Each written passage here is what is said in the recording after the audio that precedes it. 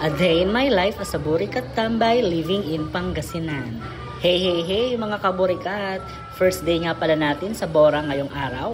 Outfit check nga pala tayo for today's video mga kaburikat dahil magpipicture tayo sa tabi ng dagat. O diba? Tara, let's go mga kaburikat!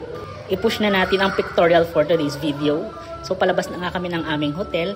Ang ganda ng aming hotel. Ito pala ang Grand Phoenix Hotel. Shoutout naman dyan sa mga beshi ko. For the white ang team namin for today's video mga kaburikat. Buti na lang walang masyadong tao dito ngayon sa hotel. At ayun na nga mga kaburikat. Nandito tayo sa tabi ng dagat. Ang ganda talaga ng Boracay mga kaburikat. Parang last year lang ay nandito ako. Ito talaga yung tipo ng beach na babalik-balikan mo. Kasi naman napakaganda at nakaka-relax ang view. Ang sarap sa mata ng mga tanawin at marirelax ka talaga. Buti na lang talaga at maganda ang panahon dito ngayon sa Boracay. Hindi na taon na may bagyo. Palubog na nga pala ang araw sa mga oras na to mga kaburikat. Ini-enjoy lang muna namin ang view dito bago kami mag-picture taking. Kaya kung may plano kayong mag-Boracay mga kaburikat, subukan nyo yung mga iba't ibang activities dito para ma-enjoy.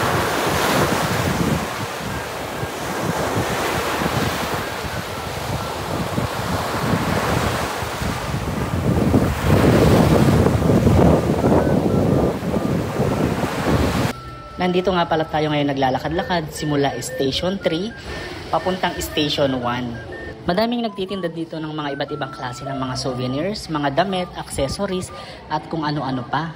Napakaganda talaga ng view, mapapa-wow ka na lang sa mga nakikita mo dito sa Boracay. Kaya naman hindi na ako magtataka kung bakit laging maraming tao dito sa Boracay at laging maraming tao na gustong mag-tour dito. Kasi hindi mo pagsisisihan yung mga view na makikita mo dito. Yun nga lang talaga, napaka-pricey. Meron nga din pala sila ditong andoks mga kaburikat. Kaninang lunch dyan kami kumain, masarap din naman. Sulit din naman yung ang ganda talaga pagmasdan lalo na dito kapag sunrise. At sa mga oras nga na to ay nagugutom na kami kaya naghahanap kami ng pwede naming makainan. Or kung kahit na mga milk tea man lang sana. Hanggang sa makakita nga kami nitong shake at ito na yung aming binili. Ang sarap nga rin pala ng kanilang mga shake dito. Iba-iba yung kanilang flavor pero ako sinubukan ko yung Taro Graham. Masarap siya at sulit yung 160. Hanggang sa naglakad-lakad na nga ulit kami hanggang sa makarating kami ng D-Mall. Yung tinatawag nilang D-Mall dito guys, hindi siya mall ha. Ano lang siya, para lang siyang normal na maraming mga store, na stall ganon, mga kainan.